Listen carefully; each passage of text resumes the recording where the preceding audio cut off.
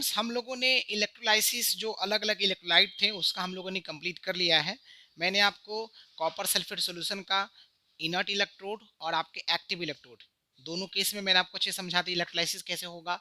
उसके बाद acidified water और आपका लेड ब्रोमाइड सॉल्यूशन, इन सब का इलेक्ट्रोलाइसिस कैसे करते हैं सारा कुछ मैंने आपको डिटेल में बता दिया है। अब हम लोग पढ़ेंगे एप्लीकेशंस ऑफ इलेक्ट्रोलाइसिस। तो देखिए जरा, एप्लीकेशंस ऑफ इलेक्ट्रोलाइसिस की बात करें, इसमें आपको मेनली 3 एप्लीकेशंस पढ़ना है। एक है इलेक्ट्रोप्लेटिंग, एक है आपका इलेक्ट्रो रिफाइनिंग और एक है आपका इलेक्ट्रो मेटलर्जी। तो जरा देखिए, सबसे पहले हम बात करेंगे इलेक्ट्रोप्लेटिंग विथ मेटल्स। ठीक है, तो इसमें हमको ये समझना है कि इलेक्ट्रोप्लेटिंग होता क्या है, इसमें इलेक्ट्रोप्लेटिंग हम क्यों करते हैं, इलेक्ट्रोप्लेटिंग करने के क्या जरूरी कंडीशंस हैं, और उस पर बेस 2 इंपॉर्टेंट एप्लीकेशंस देखेंगे, है ना, एक सिल्वर का एक आपका निकल का। ठीक है ना। ओके, तो चलिए देखिए, electroplating is a process in which a thin film of metal like gold, silver, nickel, chromium, etc. gets deposited on another metallic article with the help of electricity।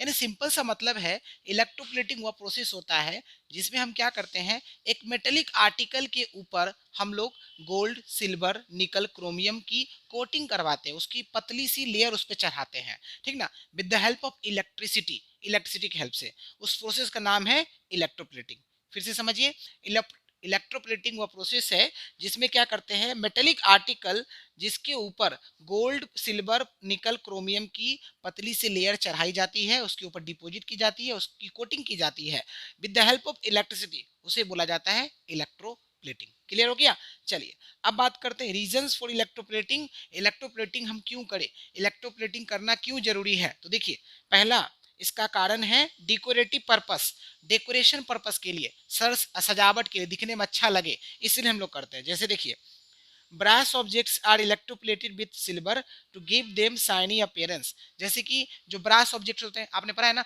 Brass जो है कॉपर का important alloy है, जो कि आपका copper और zinc से मिलकर बना होता है। तो जो ब्रास ऑब्जेक्ट्स है उसका हमको इलेक्ट्रोप्लेटिंग करवाना है।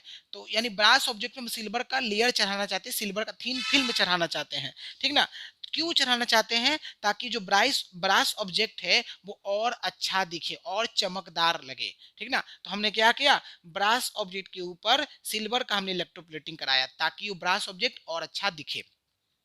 सेकंड बात करते हैं, दूसरा कारण है to protect from rusting and corrosion. यानी कि किसी भी मेटेलिक आर्टिकल को रस्टिंग से और कोरोजन से बचाने के लिए हम लोग इलेक्ट्रोप्लेटिंग करते हैं। देख सकते हैं, iron objects are electroplated with nickel, chromium, zinc to protect against rusting. Iron objects के ऊपर हम लोग क्या करते हैं, निकल की कोटिंग, क्रोमियम की कोटिंग या जिंक की कोटिंग करते हैं ताकि उसमें जंग नहीं लगे, वो जंग से बच सके, रस्टिंग से वो बच सके, कोरोड आपका नहीं हो। तो 2 कारण आपको समझ में आ गया। फर्स्ट कारण हो गया डेकोरेटिव पर्पस के लिए, और सेकेंड कारण हो गया आपका रस्टिंग और कोरोजन से प्रोटेक्ट करने के लिए। क्लियर हो गया। चलिए अब हम आते हैं कंडीशंस फॉर इलेक्ट्रोप्लेटिंग। इलेक्ट्रोप्लेटिंग के 5 इंपॉर्टेंट कंडीशंस हैं, तो एक एक करके हम सभी कंडीशन को समझेंगे। फर्स्ट कंडीशन देखिए, the article to be electroplated is always placed at the cathode because during electrolytic reaction metal is always deposited at the cathode by gain of electrons। इसका सिंपल सा मतलब है, जिस मेटेलिक आर्टिकल का आपको electroplating करवाना है ना, जैसे मैंने एक एग्जांपल लिया, ब्रास ऑब्जेक्ट लिया या मैंने लिया आयरन ऑब्जेक्ट। तो ये जो ब्रास ऑब्जेक्ट या आयरन ऑब्जेक्ट है इसको कहाँ पे रखना है, कैथोड पे रखना, क्योंकि इसके ऊपर हमको कोटिंग चढ़वानी है। समझ रहे ना। तो हम क्या करेंगे, जिस मेटेलिक आर्टिकल का हमको इलेक्ट्रोप्लेटिंग करवाना है उसको कैथोड पर रखा जाता है। क्यों ऐसा करते हैं, क्योंकि जब इलेक्ट्रोलाइटिक रिएक्शन होती है तो मेटल हमेशा जो है कैथोड पे जाकर के डिपोजिट, वही हमने कॉन्सेप्ट पहले भी आपको बताया है कि मेटल और हाइड्रोजन आयन हमेशा कैथोड पे जाकर डिपोजिट होता है। ठीक ना, तो इसीलिए बताया गया कि जिस आर्टिकल का हमको इलेक्ट्रोप्लेटिंग करवाना है, जिसके ऊपर हमको कोटिंग चढ़वाना है, उसको कहाँ रखेंगे, कैथोड पे रखेंगे। क्यों रखेंगे, जरूरी पॉइंट समझिए, क्योंकि इससे क्वेश्चन रीजनिंग का बन सकता है। क्योंकि जो इलेक्ट्रोलाइटिक रिएक्शन होता है तो मेटल हमेशा जो है वो कैथोड के ऊपर जाके डिपोजिट होता है, कैथोड के ऊपर जाके का डिपोजिट होगा, है ना, डिस्चार्ज होगा। तो कैसे, इलेक्ट्रॉन्स को गेन करके। हमने कॉन्सेप्ट पढ़ा है ना कि कटायंस कैथोड के पास जाता है, वहां पे जाके इलेक्ट्रॉन को क्या करता है, गेन करता है। समझ गए। तो पहला पॉइंट याद रखिएगा कि जिस आर्टिकल का हमको इलेक्ट्रोप्लेटिंग करवाना है उसको कहाँ रखेंगे, कैथोड पे रखेंगे। क्यों रखेंगे, मैंने समझा दिया। Second important point, the metal to be plated on the article is always made anode because metal anode continuously resolves as ions in solution. अब देखिए, हमने इसके पहले देखा कि जिस मेटेलिक आर्टिकल का इलेक्ट्रोप्लेटिंग करवाना है उसको कैथोड पे रखते हैं, और जिस मेटल को हमको कोटिंग के लिए यूज करना है, यानी जैसे कि मैंने बोला कि ब्रास ऑब्जेक्ट का हमको इलेक्ट्रोप्लेटिंग करवाना था, तो ब्रास ऑब्जेक्ट आयरन ऑब्जेक्ट को हमने क्या किया, कैथोड पे रखा। अब ब्रास ऑब्जेक्ट के ऊपर हमको सिल्वर का कोटिंग करवाना है, या आयरन ऑब्जेक्ट पर हमको निकल क्रोमियम और जिंक का कोटिंग करवाना है, तो ये जो सिल्वर जिंक या क्रोमियम निकल है, जिस पे जो हम कोटिंग के लिए यूज करने वाले हैं, जिस मटेरियल को हम कोटिंग के लिए यूज करने वाले हैं, उसको कहाँ रखेंगे, उसको एनोड पे रखेंगे। इसको थोड़ा ध्यान में रखिएगा, समझ रहे हैं ना। देखिए कैथोड पे क्या रखना है, जिस आर्टिकल को आपको इलेक्ट्रोप्लेटिंग करवाना है, और एनोड पे क्या रखना है, जिस आर्टिकल का इलेक्ट्रोप्लेटिंग करवाना है ना, समझ रहे हैं ना। मतलब कि जिस आर्टिकल का आपको डिपोजिशन करवाना है मेटेलिक आर्टिकल पर, ठीक ना। तो जैसे हमको सिल्वर का मेटेलिक डिपोजिशन करवाना है किस पर, ब्रास ऑब्जेक्ट पर, तो जो सिल्वर है उसको हम कहाँ रखेंगे, एनोड पे रखेंगे। इट मींस हम लोग एनोड बनाएंगे उस मेटल का जिस मेटल को हम यूज करने वाले हैं कोटिंग में, इलेक्ट्रोप्लेटिंग में। समझ में आया, ठीक है। चलिए, तो इससे होता ऐसा क्यों करते हैं, क्योंकि जो मेटल एनोड होता है वो लगातार जो है वो आयंस को जो है वो सॉल्यूशन में देते जाता है, ठीक है। अब आता है third important point, the electrolyte must contain ions of the metal which is to be plated on the article, because the electrolyte dissociates into ions of the metal which migrate towards cathode and are deposited as neutral metallic atoms on the cathode. इसका मतलब समझिए, यानी कि आपका जो electrolyte जो भी use क्योंकि इलेक्ट्रोलाइसिस करोगे तो इलेक्ट्रोलाइट तो आएगा ही, तो इलेक्ट्रोलाइट आप जो लेने वाले हो उसमें आपके मेटल के आयंस जरूर होना चाहिए, और वो भी कौन से मेटल का आयन, जिस मेटल को आप कोटिंग करवाने जा रहे हो आर्टिकल के ऊपर, है ना। जैसे मान लीजिए कि हमको सिल्वर का कोटिंग चढ़ाना है, तो आपका जो भी इलेक्ट्रोलाइट आप लोगे उसमें सिल्वर के आयंस जरूर होना चाहिए। समझ रहे हैं अच्छे से। जैसे कि मान लीजिए हमको निकल का कोटिंग चढ़वाना है या जिंक का कोटिंग चढ़वाना है, तो हमको क्या करना है, हमें जो इलेक्ट्रोलाइट लेना है उसमें जिंक का आयंस होना चाहिए या फिर निकल का आयंस होना चाहिए। वही आपको बोला जा रहा है कि इलेक्ट्रोलाइट में आपके मेटल के आयंस होने चाहिए जिसको हमको आर्टिकल के ऊपर प्लेटिंग करवाना है, क्योंकि इलेक्ट्रोलाइट जो है वो आपका डिसोसिएट होगा तो आयंस देगा, और ये आयंस जो है कटायन होने चाहिए, मेटेलिक होता है ना कटायंस, ठीक ना। तो ये कैथोड के ऊपर जाएगा और वहां पर जाकर के न्यूट्रल मेटेलिक एटम जो है वो वहां पर डिपोजिट हो जाएगा। इसको ध्यान रखिएगा। फोर्थ कंडीशन देखिए, a low current for a longer time should be used for obtaining thicker uniform deposition because higher current causes uneven deposition of the metal। ये बहुत इंपॉर्टेंट पॉइंट बोला है कि आपको लंबे टाइम तक करंट लो देना है, लो करंट आपको लंबे टाइम तक देना है, ठीक ना, ताकि आपको एक यूनिफॉर्म डिपोजिशन, अच्छा खासा डिपोजिशन उसमें मिल सके। लेकिन अगर हम क्या करेंगे, हायर करंट देंगे, करंट बहुत ज़्यादा देंगे, तो क्या होगा, डिपोजिशन आपका अनइवन हो जाएगा, कहीं पर ज़्यादा कहीं पर कम, बड़ा भद्दा टाइप का लगेगा। समझ रहे हैं ना। ओके, तो जैसे एक बोला जाता है ना कि एक बर्फी को अगर हमको शेप अच्छा देना हो तो उसका हमको ढांचा पहले तैयार करना होता है, फिर उसमें हम लोग अपना मटेरियल भरते, तब एक बर्फी का पर्टिकुलर शेप आता है, ठीक ना। अब मान लीजिए कोई पर्टिकुलर शेप नहीं होगा, अपने मन से बनाएंगे तो कोई मोटा, कोई पतला, कोई छोटा, कोई दुबला, कुछ भी हो जाएगा। समझ रहे हैं ना।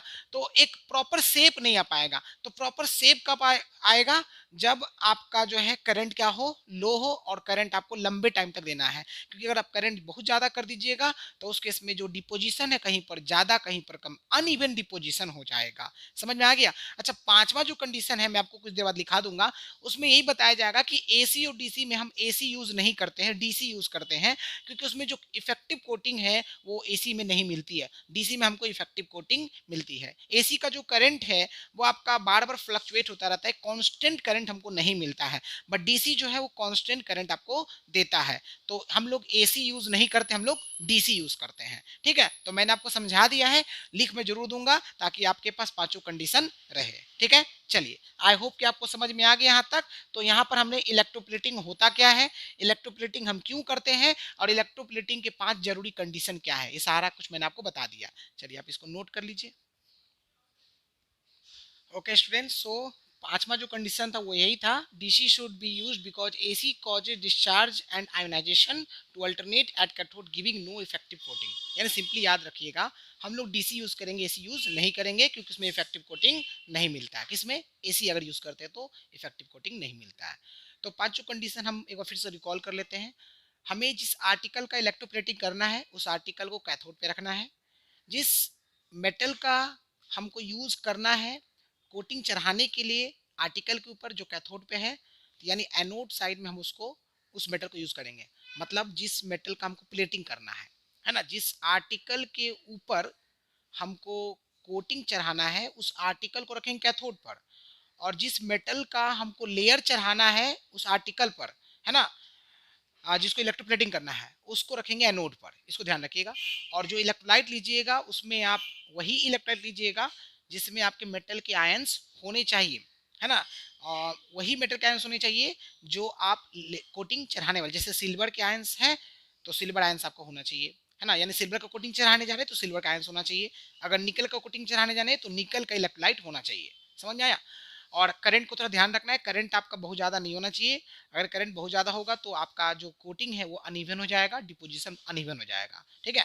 और करंट आपका डीसी होना चाहिए, एसी नहीं होना चाहिए। तो चलिए हम लोग यहाँ पर देखते हैं electroplating an article with silver, यानी कि हम लोग एक आर्टिकल के ऊपर इलेक्ट्रोप्लेटिंग कराने जा रहे हैं।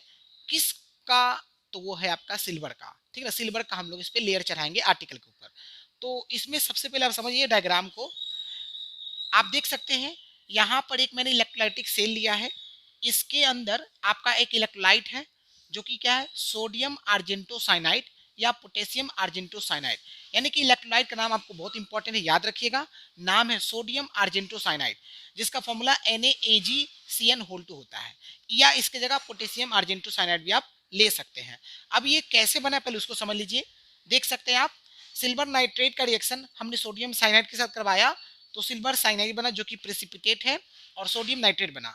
और इसी सिल्वर साइनाइड का रिएक्शन आपका सोडियम साइनाइड के साथ कंटिन्यू हुआ तो सोडियम आर्जेंटो साइनाइड हुआ। देखिए बच्चों को कंफ्यूजन होता है क्या ये दोनों अलग रिएक्शन, देखिए रिएक्शन आपको समझाने के लिए अलग अलग दिया गया है, बट जब सिल्वर नाइट्रेट और सोडियम साइनाइड का आपस में रिएक्शन करवाया जाता है तो सिल्वर साइनाइड ही बनता है और सिर्फ नोट सोडियम नाइट्रेट, तो उस रिएक्शन को कंटिन्यू रखा जाता है।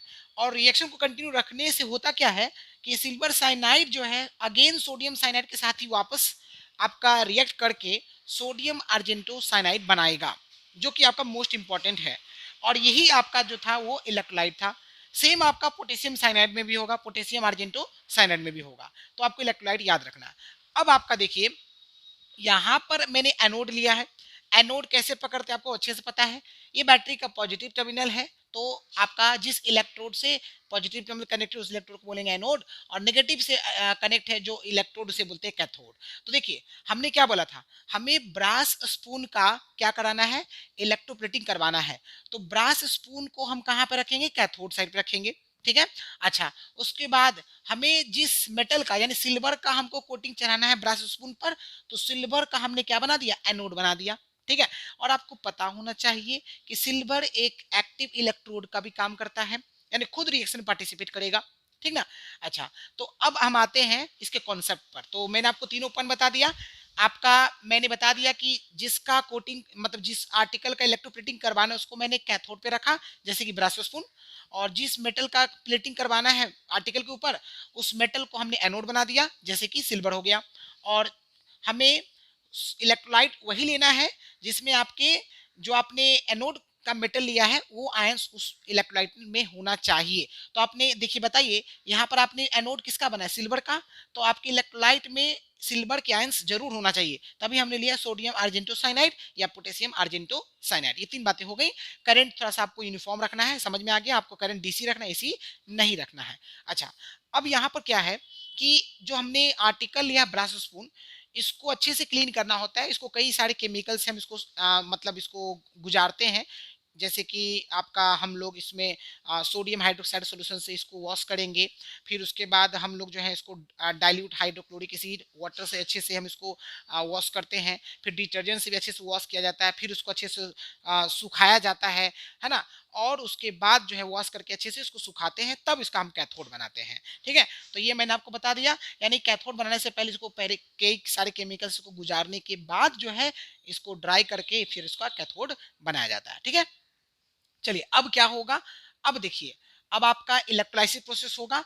अब ये होगा ये कि जैसे ही आपने क्या किया, इलेक्ट्रिसिटी को पास कराया, तो ये जो सोडियम अर्जेंटो साइनाइड डिसोसिएट होगा, तो सोडियम आयन और आपका सिल्वर आयन और साइनाइड आयन ये आपको लिबरेट करेगा। ठीक है, और वाटर जो है वो हाइड्रोजन आयन और हाइड्रोजिल आयन को लिबरेट करेगा, प्रोड्यूस करेगा। ठीक है, इसमें जो सोडियम आयन है, सिल्वर आयन है और ये जो हाइड्रोजन आयन, ये कटायंस है, ये सब के सब जो है आपका कहां पर जाएगा, आपका जो है कैथोड के पास जाएगा। ठीक है, और इसमें जो साइनाइड आयन है और हाइड्रोजिल आयन है, ये सब के सब कहां जाएगा, एनोड के पास जाएगा, बिकॉज ये अनायंस है। ठीक है, अच्छा अब जरा दिमाग से ठीक से सुनिएगा, तो कैथोड के पास कौन जाएगा, एनोड के पास कौन जाएगा।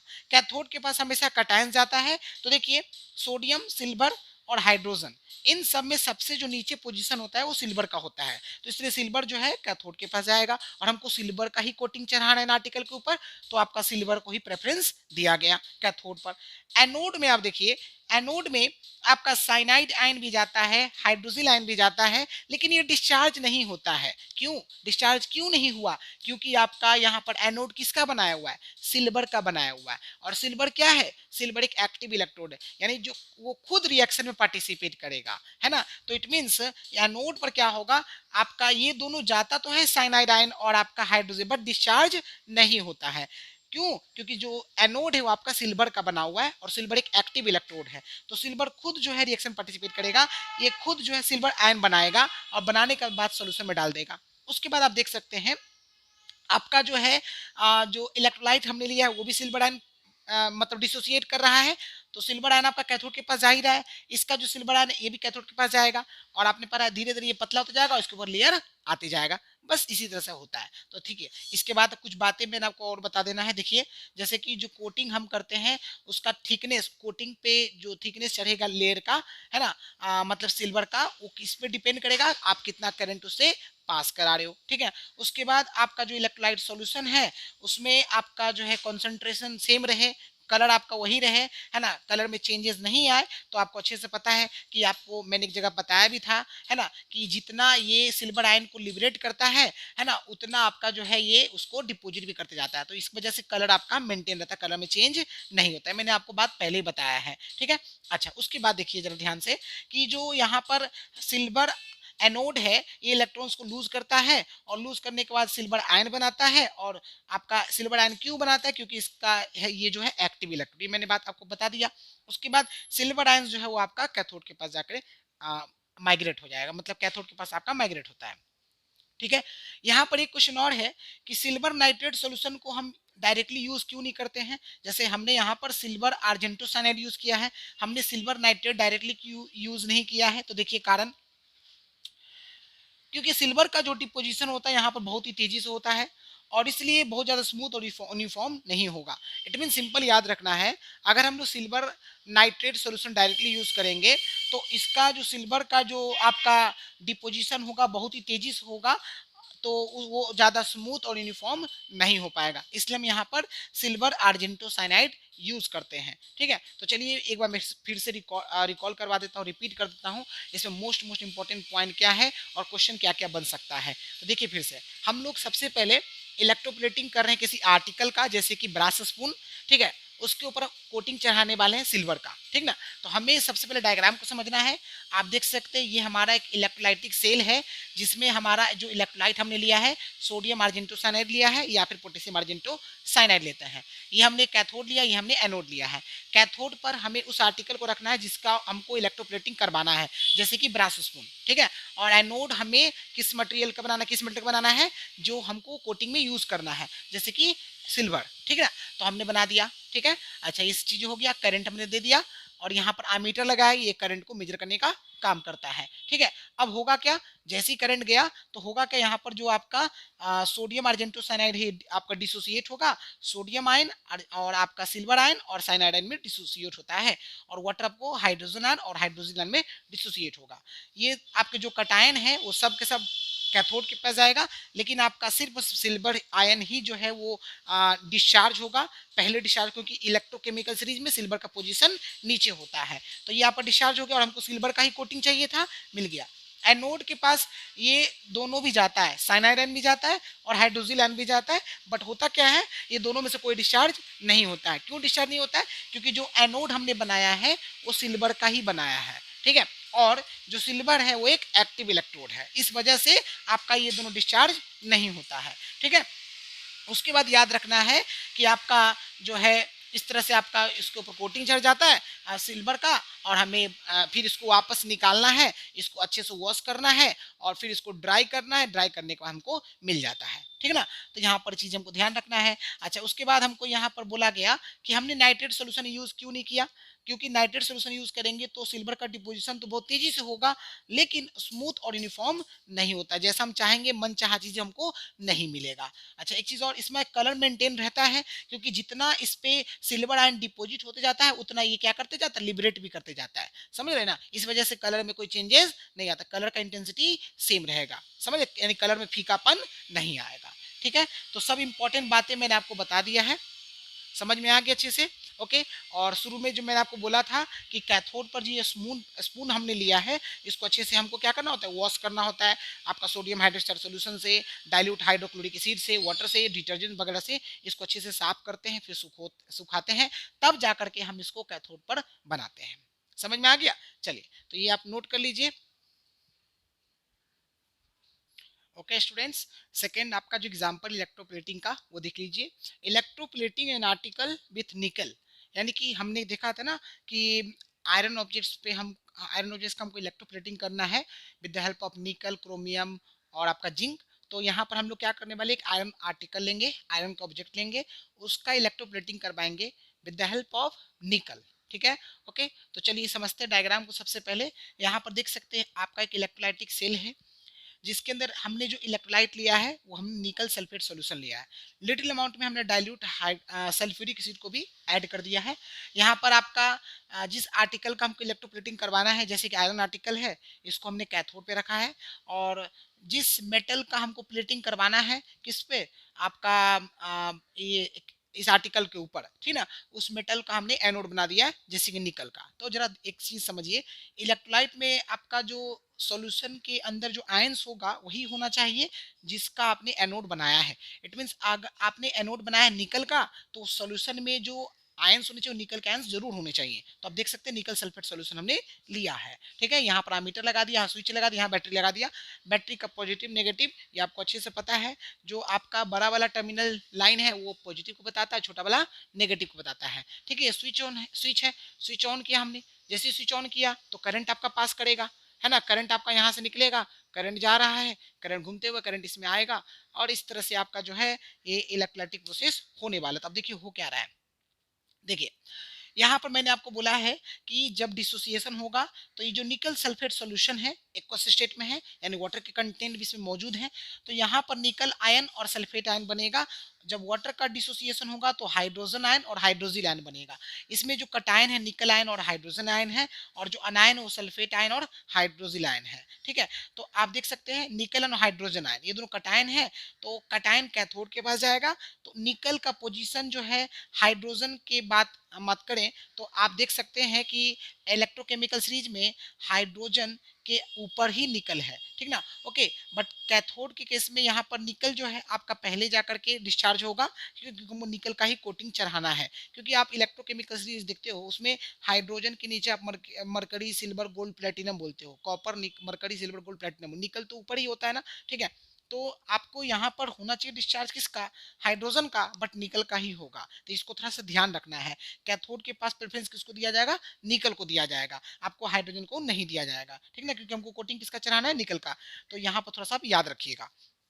तो कैथोड के पास निकल जाएगा और वो जाकर के डिस्चार्ज होकर के निकल उस पर डिपोजिट हो जाएगा, किस पर, इस आयरन के आर्टिकल के ऊपर। अब आप देख सकते हैं एनोड के केस में, एनोड जो है वो खुद निकल का बना हुआ है और निकल एक एक्टिव इलेक्ट्रोड है, तो ये क्या करेगा, ये खुद जो है निकल आयंस को लिबरेट करना शुरू कर देगा सॉल्यूशन में, ठीक ना। तो आप देखिए यहाँ पर निकल खुद निकल आयन बना रहा है, सल्फेट आयन और हाइड्रोजिल आयन ये दोनों एनोड के पास ज्यादा तो है, लेकिन आपका दोनों में से कोई भी डिस्चार्ज नहीं होता है, क्योंकि जो ये एनोड है वो एक एक्टिव इलेक्ट्रोड है। इट मींस ये इलेक्ट्रोलाइटिक रिएक्शन में खुद पार्टिसिपेट करेगा, ठीक है।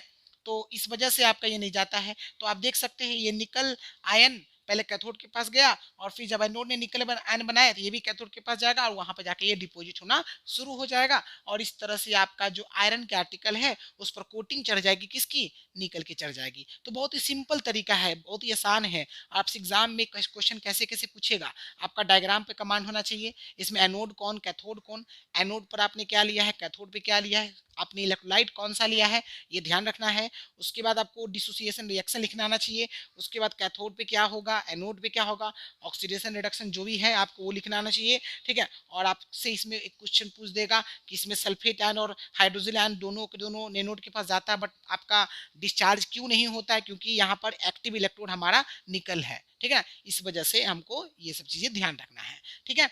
तो यही सब क्वेश्चन इंपॉर्टेंट बनेगा। फिर उसके बाद वही कि हम लोग का जो है करंट इसमें कम ज्यादा रखेंगे तो क्या प्रॉब्लम आएगा, सब मैंने आपको बता दिया है।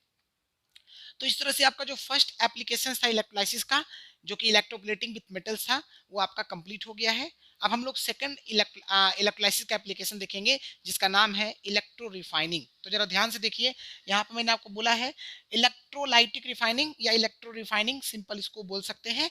तो ये होता क्या है, देखिए, इलेक्ट्रोलाइटिक रिफाइनिंग या electro refining is a process by which metals containing impurities are purified electrolytically to give a pure metal। इसका मतलब इलेक्ट्रो रिफाइनिंग वह प्रोसेस है जिसमें मेटल्स के अंदर आपके कुछ इम्प्योरिटीज मौजूद है, तो उसको प्योर किया जाता है ना, इलेक्ट्रिसिटी की हेल्प से, तो आपको प्योर मेटल मिलेगा। जैसे जैसे इलेक्ट्रोप्लेटिंग हमने क्या पढ़ा था, इलेक्ट्रोप्लेटिंग वो प्रोसेस था जिसमें हम क्या कर रहे थे, एक मेटल के ऊपर दूसरे मेटल का कोटिंग चढ़ा रहे थे with the help of electricity. और इसमें क्या है कि इलेक्ट्रीफाइनिंग वो प्रोसेस है जिसमें जिस मेटल को हमको प्योर करना है उसकी इम्प्योरिटीज को हटाना है, तो हम उसको क्या करेंगे, इलेक्ट्रोलाइटिकली प्योर करेंगे, है ना।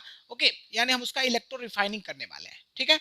तो मैंने डेफिनेशन बता दिया है इसका, एक रिफाइनिंग ऑफ कॉपर है जो बहुत इंपॉर्टेंट है, उसको समझते हैं, ठीक है। तो चलिए इसको आप नोट कर लीजिए।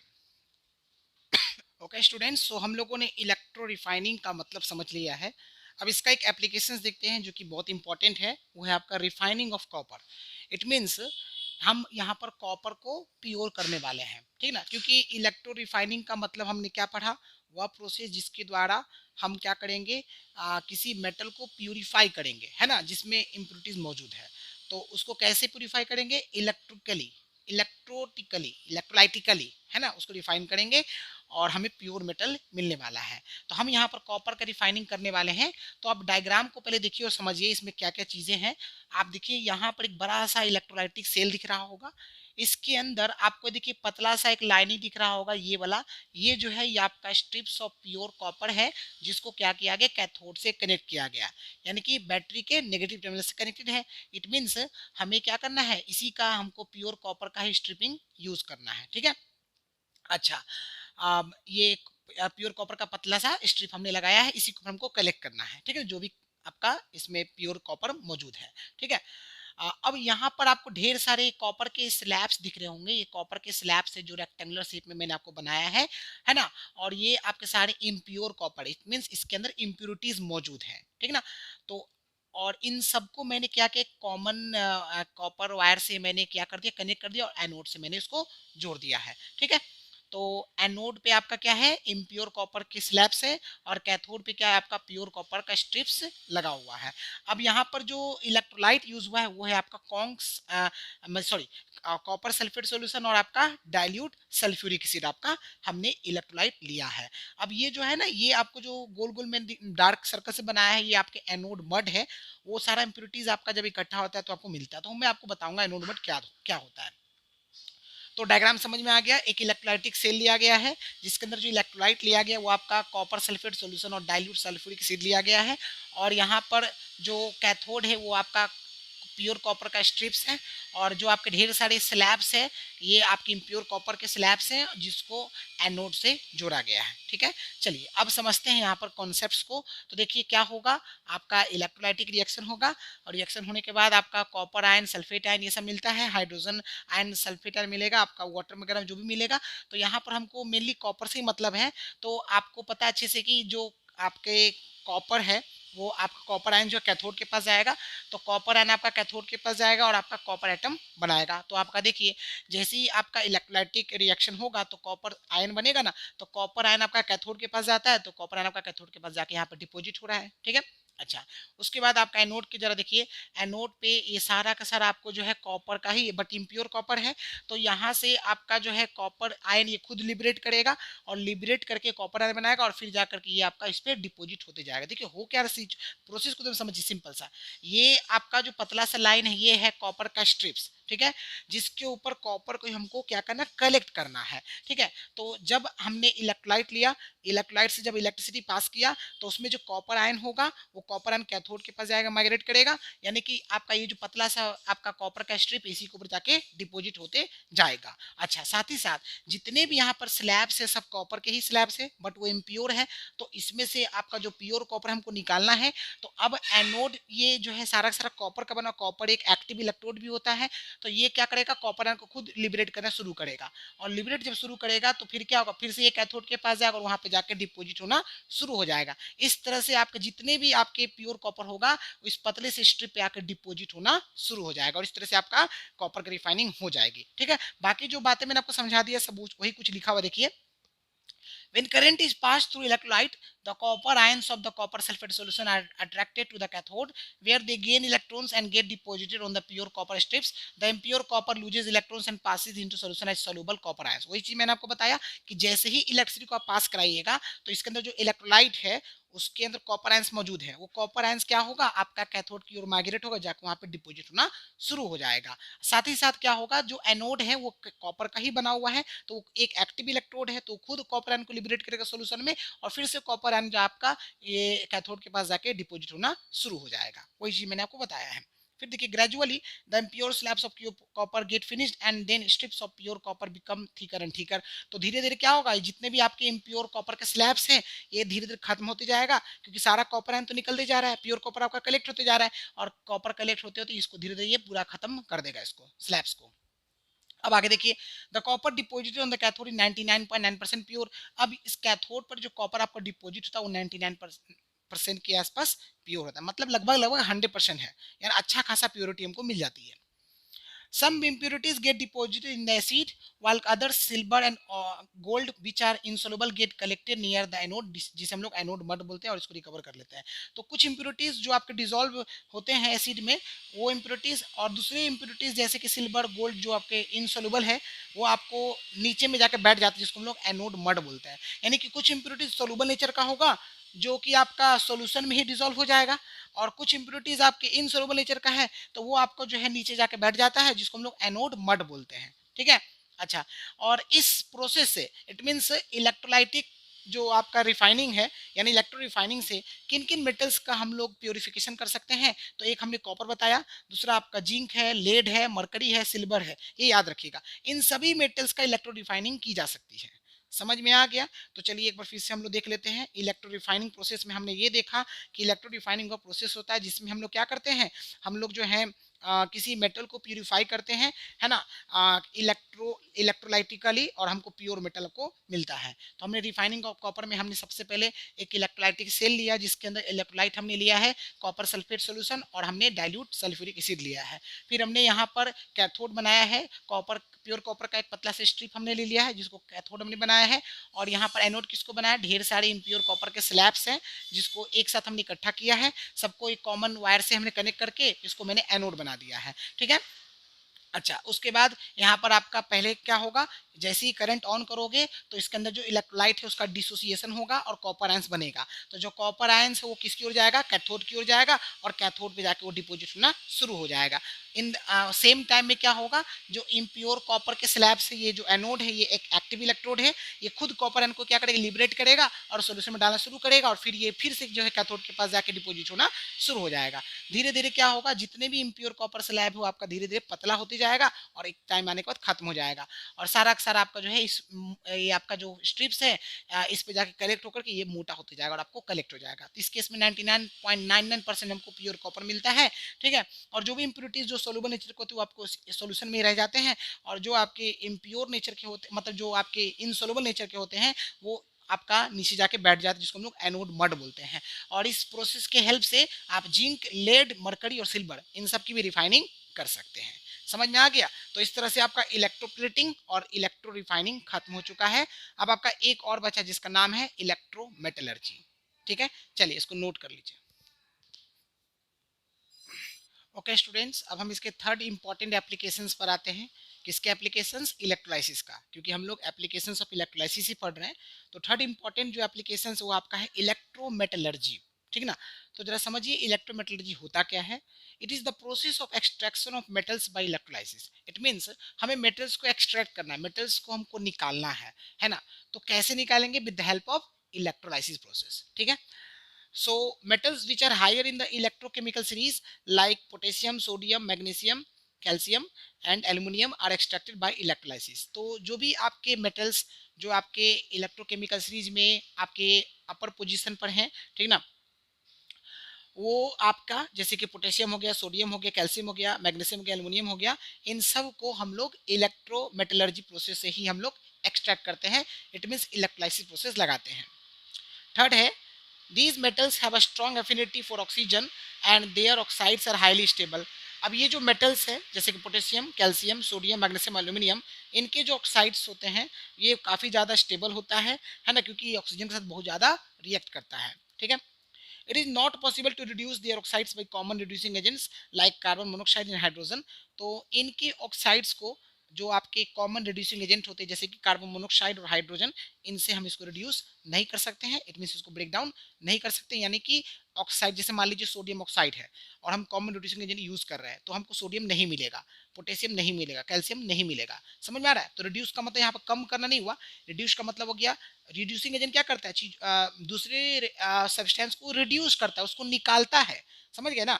तो यहाँ पर जो कॉमन रिड्यूसिंग एजेंट है उससे हम इनके ऑक्साइड्स को जैसे potassium oxide, calcium oxide, magnesium oxide, sodium oxide, aluminium oxide, इनको रिड्यूस करके मेटल को ऑब्टेन नहीं कर सकते कॉमन रिड्यूसिंग एजेंट से। ठीक है, ये बोल रहा है electrometallurgy provides a convenient method to extract these metals. तो इलेक्ट्रोमेटलर्जी वो मेथड है जिसे हम क्या करेंगे, उनके ऑक्साइड से मेटल्स को हम ऑब्टेन कर सकते हैं।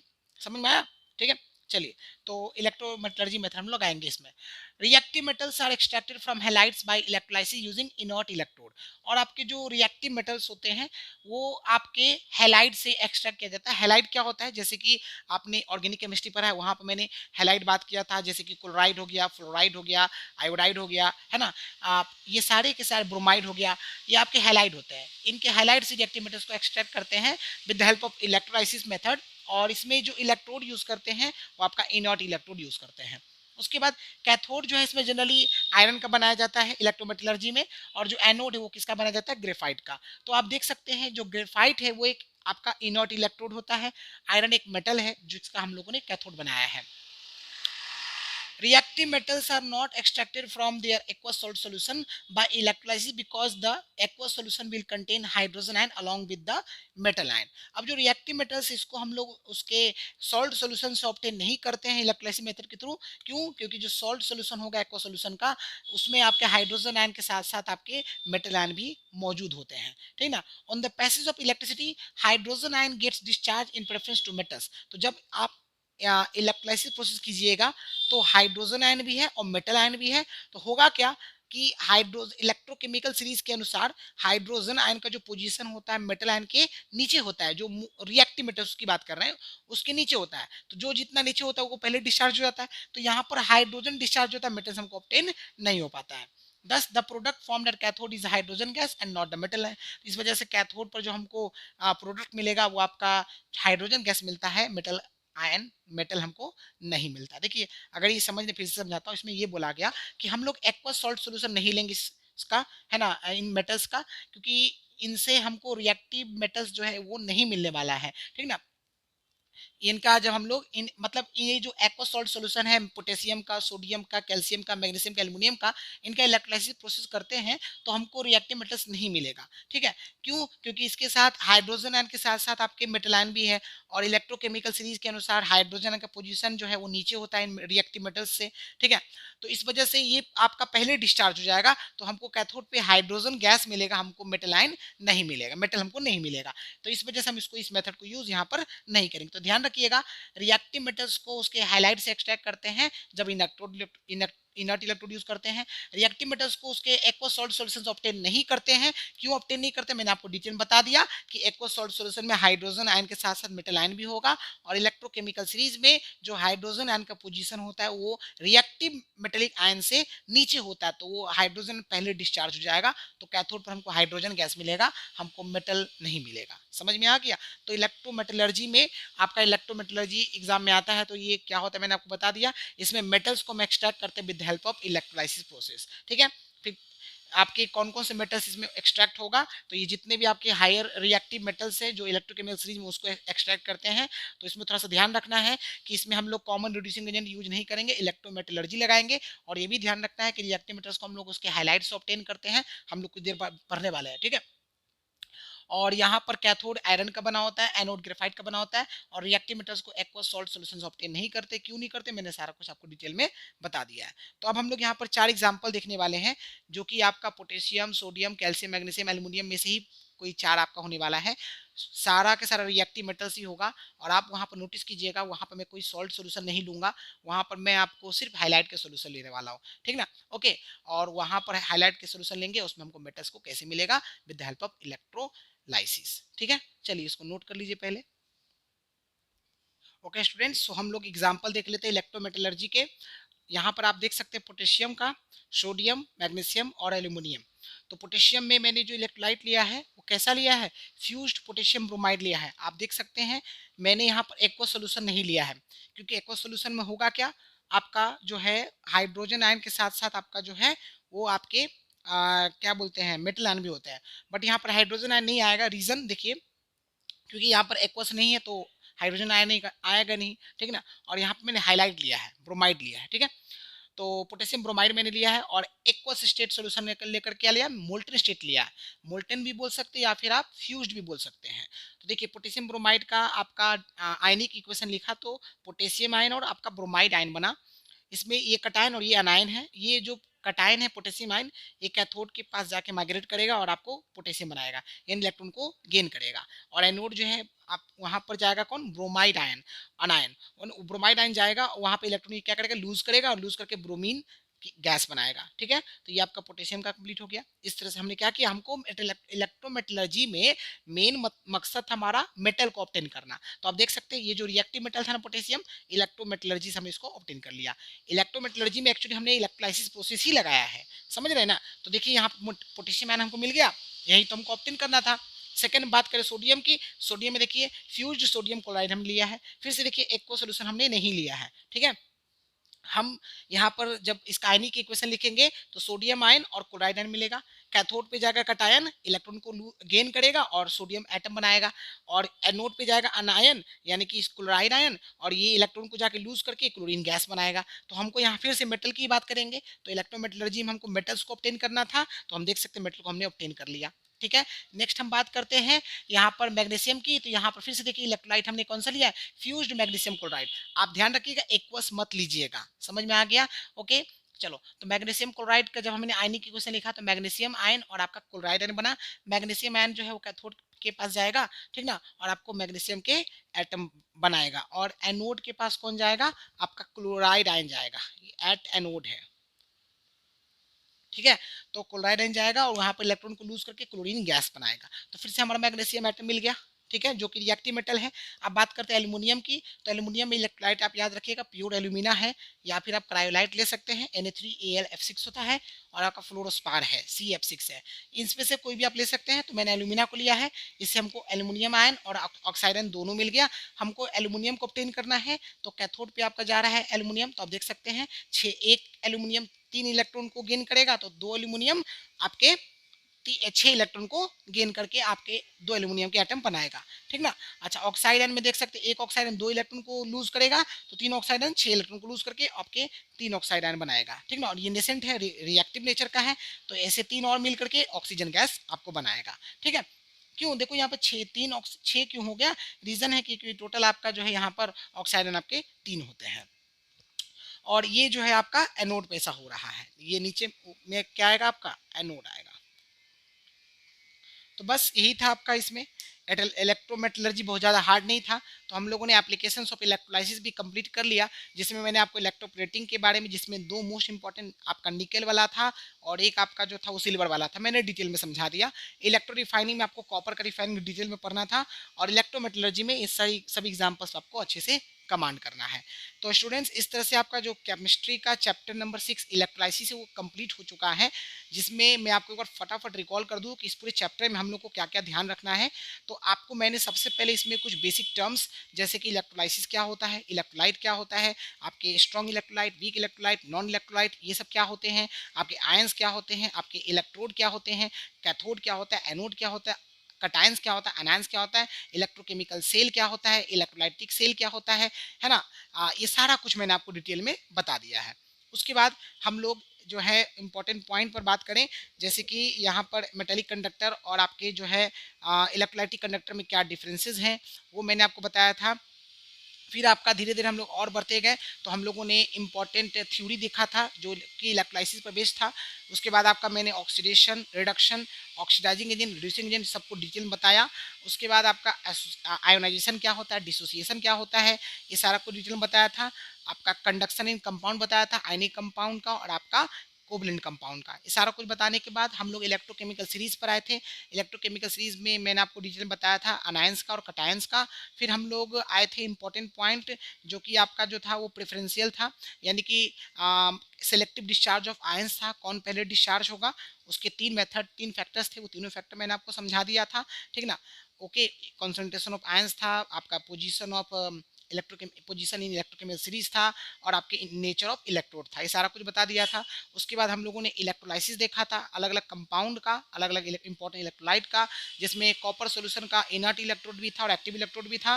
फिर एसिडिफाइड वाटर का इलेक्ट्रोलाइसिस बताया था, और आपका लेड ब्रोमाइड का भी इलेक्ट्रोलाइसिस मैंने आपको बताया था। उसके बाद हम आखिरी आए एप्लीकेशंस ऑफ इलेक्ट्रोलाइसिस, जिसमें इलेक्ट्रोप्लेटिंग मैंने देखा, जिसमें निकल और आपका सिल्वर पर बेस्ड 2 इंपॉर्टेंट इलेक्ट्रोप्लेटिंग है, उसमें से कोई भी एक आपसे पूछा जा सकता है। उसके बाद आपका जो था वो इलेक्ट्रो रिफाइनिंग था, जिसमें कॉपर की रिफाइनिंग मोस्ट इंपॉर्टेंट है, उससे क्वेश्चन बन सकता है। और फिर हम लोगों ने इलेक्ट्रो मेटलर्जी देखा, ठीक है, जिसमें आपको मैंने ये 4 एग्जाम्पल डिटेल में बताए हैं। अब बोर्ड में जब क्वेश्चन आएगा तो आपको क्या क्या मेन क्वेश्चन है, इसको थोड़ा ध्यान में रख लीजिए। आपके जितने भी एप्लीकेशन ऑफ इलेक्ट्रोलाइसिस है, जिसमें आपका जो मैंने आपका सिल्वर और निकल का बताया उसको अच्छे से करना है, प्रैक्टिस करना है उसको, कॉपर का रिफाइनिंग अच्छे से करना है, और आपका इलेक्ट्रोमेटलर्जी भी चारों एग्जाम्पल्स पे अच्छे से कमांड करना है ना। कुछ रीजनिंग के क्वेश्चन है जो मैंने आपको इसके अंदर करवाया है। और इसके बाद आपकी जो इलेक्ट्रोलाइसिस का मैंने किया था, इलेक्ट्रोलाइसिस 4 इंपॉर्टेंट कंपाउंड का, वो चारों इंपॉर्टेंट कंपाउंड की इलेक्ट्रोलाइसिस आपको डिटेल में करना है। फिर आपका जो था इलेक्ट्रोकेमिकल सीरीज आपको अच्छे से पता होना चाहिए, और कुछ इंपॉर्टेंट जो आपके टर्म्स है वो शुरू में आपको जो मैंने बताया था उसको आप अच्छे से कर लीजिएगा। आप ये मोस्ट इंपॉर्टेंट क्वेश्चन है, बाकी जितना मैंने आपको करवाया ये तो आपको करना ही करना है, ठीक है ना, यानी कैटेगरी ए में इसको डालना है, ठीक है ना। ओके, जो मैंने अभी आपको जस्ट बोला है, ठीक। तो इस तरह से आपकी केमिस्ट्री के टोटल 5 चैप्टर खत्म हो चुके हैं, जिसमें मैंने chapter number 3 acid base and salt, chapter number 4 जो कि आपका आई थिंक एनालिटिकल केमिस्ट्री है, चैप्टर नंबर 5 मोल कॉन्सेप्ट, और चैप्टर नंबर 6 जो कि इलेक्ट्रोलाइसिस है, और आपका चैप्टर नंबर 12 जो कि ऑर्गेनिक केमिस्ट्री था। तो बहुत ही मोस्ट इंपॉर्टेंट चैप्टर मैंने आपको खत्म करवा दिया है, ठीक ना। ओके, तो आप इसको अच्छे से तैयारी कीजिए, इसका नोट्स बनाइए, और बोर्ड के क्वेश्चन जरूर लगाने की कोशिश कीजिए। बहुत जल्द आपका इस चैप्टर का जो है वो सेल्फ टेस्ट आ जाएगा कम्युनिटी सेक्शन में, आप वहाँ पर जाकर के टेस्ट लगा सकते हैं और खुद को एनालिसिस कर सकते हैं कि हमारा कितना जो है मार्क्स आ रहा है, ठीक है। तो आज के लिए बस इतना ही रखते हैं। Thank you, bye and take care.